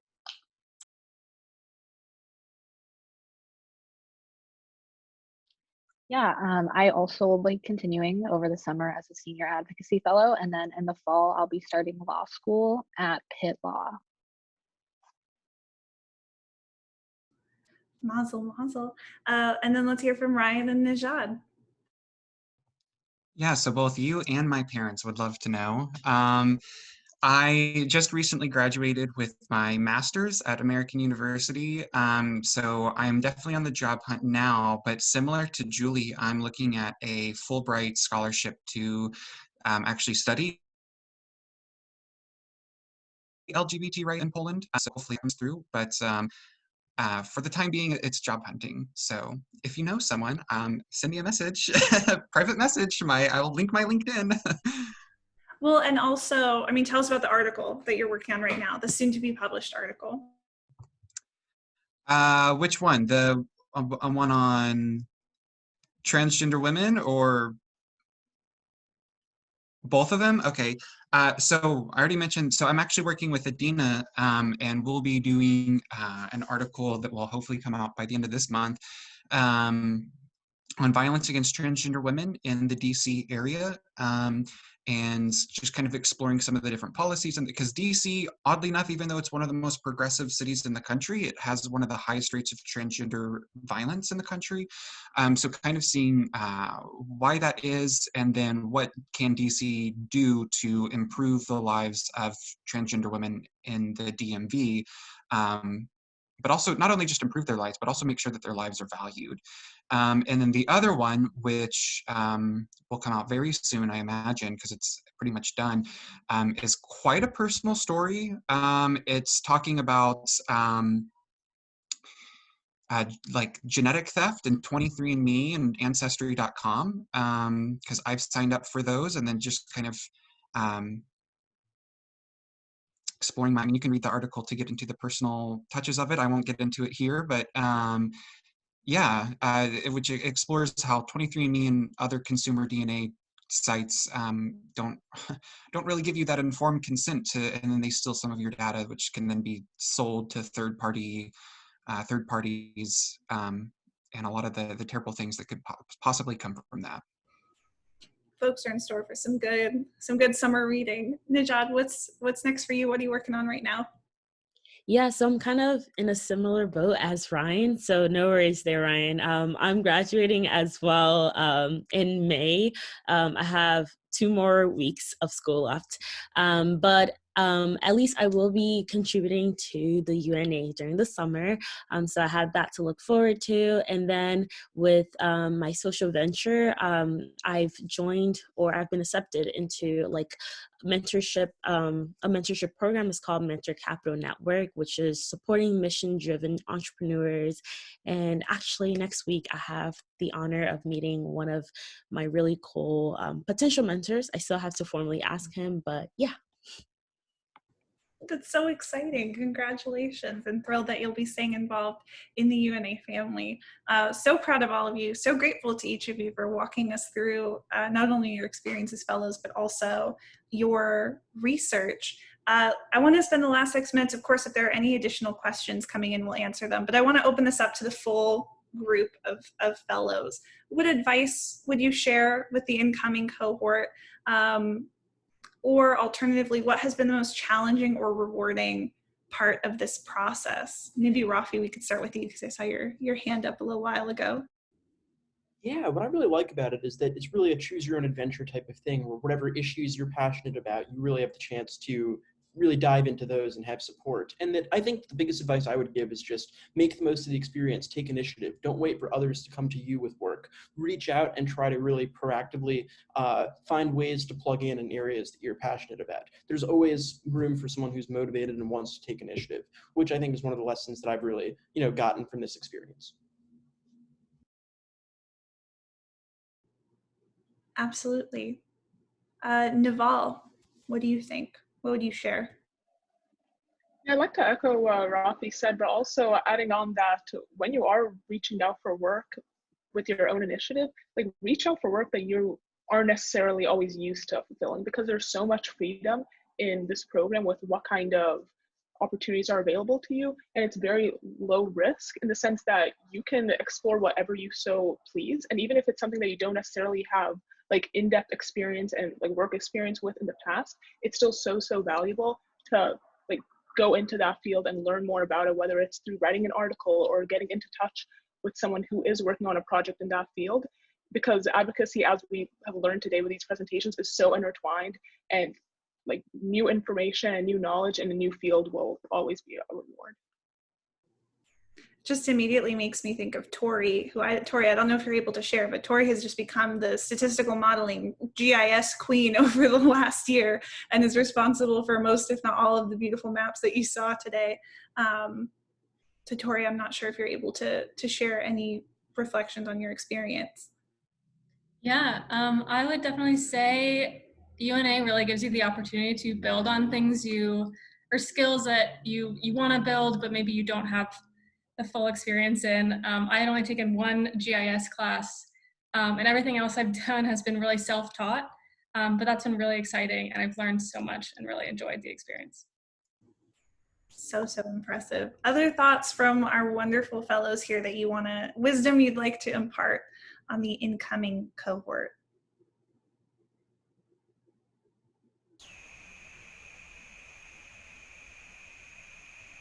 Kaylee, what do you think? What's been the most challenging or rewarding aspect? I would say the most rewarding aspect, I guess, for me is getting to combine sort of my focus area. So I am a Russian translation major, and I do international organizations specifically focused around genocide and mass conflict. So I got to write a pretty interesting article on the Nagorno-Karabakh conflict and use my background for that. So I think that was probably the most rewarding, was getting to bring all of my wide interests together into one finished product. But I think maybe the most challenging aspect would be sort of narrowing down what you want to publish. So I want to write about a lot of things, and I've kind of been all over the board. I do like environment, and then I do, international law and conflict. So I think it's just narrowing it down to, like, especially when you're writing an article, like you can't talk about everything in a Medium article that is 2,500 words. So I think that would probably be my best advice. We won't let you talk about everything. We'll cut you off at 3,000 words. But I think you've all captured what I hope is the essence of this program, which is that it is what you make of it. And everyone here has certainly made something of it. I mean, really made the most of it. And I think this is a great place to stop for today. I want to congratulate each of you on superb, I do not have the vocabulary to just share how proud I personally am of each of you. The group presentations were so stellar. I mean, you've done such a wonderful job. Your research is fantastic, and your individual articles are really something that, again, I hope you're proud of. I hope you continue to share, because they're really wonderful. So kudos. I hope, please, everyone, if you want to unmute and join me in giving a round of applause to our 2020-2021 cohort of Advocacy Fellows. Just exceptional. And to our people coming in, starting in June, I hope this got you excited about the potential in store for the next year. Everyone, thank you for joining. Fellows, I'll see you on the 28th for our for our party. Have a great weekend, everyone. Have a great rest of your week. And thank you so much to Charmine and Jada for your support over the course of this program, as well as, of course, UNA-NCA's senior leadership, Paula Bolin, Steve Mosley, Karen, Renee. I mean, all of you have served as mentors in one way or another to our fellows, either directly or indirectly, and we're so grateful for that. So thank you all so much for making this fellowship possible. Thank you, fellows, for just... And thank you, Shayna, for all of the tremendous support she has given us throughout this entire fellowship. So yeah, definitely round of applause for her. Round of applause for all. Thank you, everyone. We'll sign off here. But have a great one. Till next time.